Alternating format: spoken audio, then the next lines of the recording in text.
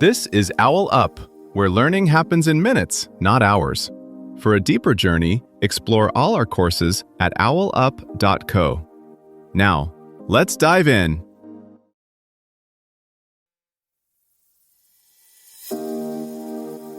Welcome back to Chapter 3 of The Magic of Storytelling.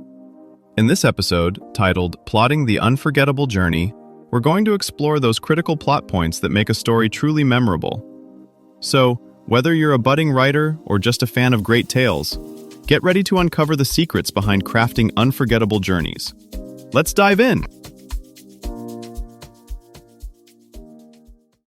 A neuroscience study found listeners remembered stories best when twists landed at steady intervals, almost like the brain was expecting them.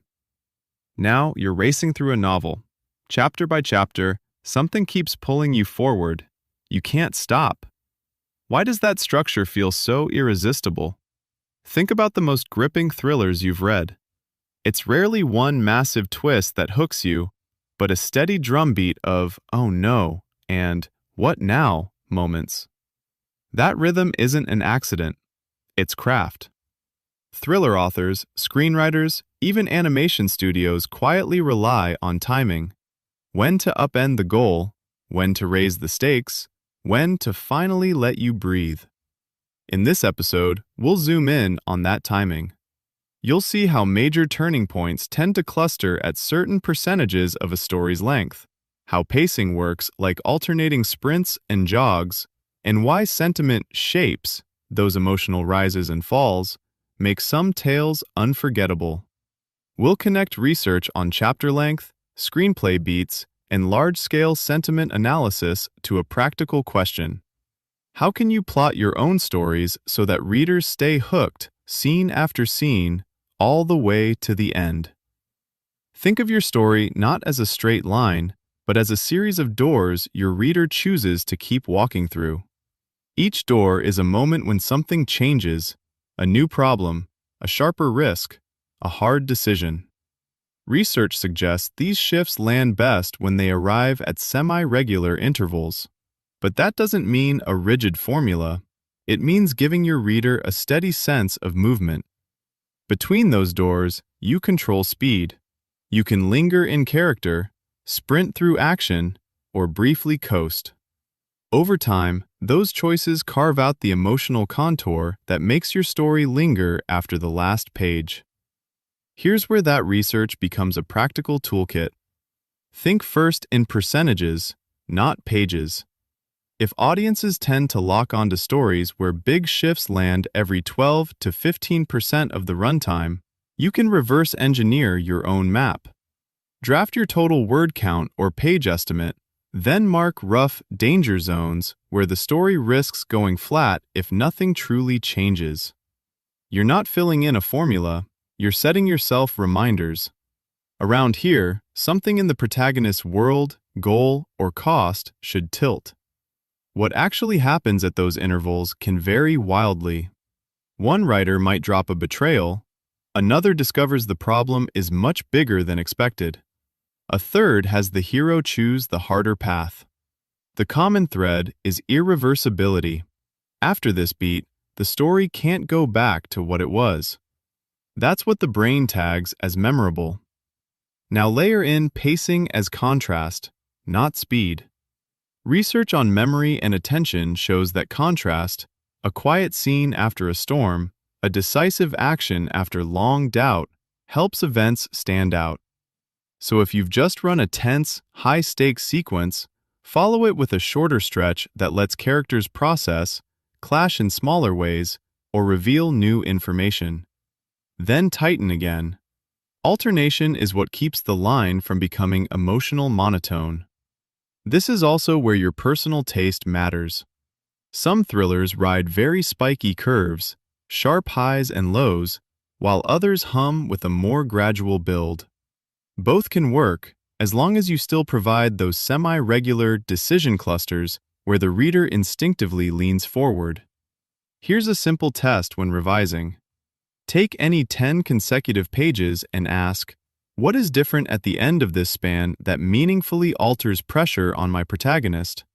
If you struggle to answer, you may have drifted into static territory. That doesn't mean cutting all quieter material. It means threading in small escalations, time limits, moral trade-offs, tightening resources, so that even slower sections are aimed toward the next major upheaval. Think about your favorite scenes not as big moments, but as choices about what to spotlight. A thriller author might skip the routine drive to the airport, then zoom in brutally on the 30 seconds where the boarding gate closes in the hero's face. Same plot outcome, but the focus on a tiny, consequential window makes the beat land harder and feel faster. One way to design this focus is to trace what readers are tracking, not what you know. List 3 threads that matter most, say the external mission, a strained relationship, and a secret. When a sequence feels soggy, ask, which of these threads is actually moving on the page? If none are, you've probably wandered off the story's living wires. Here's where a light tech metaphor helps. Treat each thread like a status dashboard. At intervals, you want at least one status to flip from green to yellow or yellow to red. The more these flips cluster without becoming chaotic, the more your story feels like it's actively unfolding rather than passively waiting. Algorithms are already nudging storytellers. Some platforms quietly favor episodes that keep viewers watching past specific minute marks.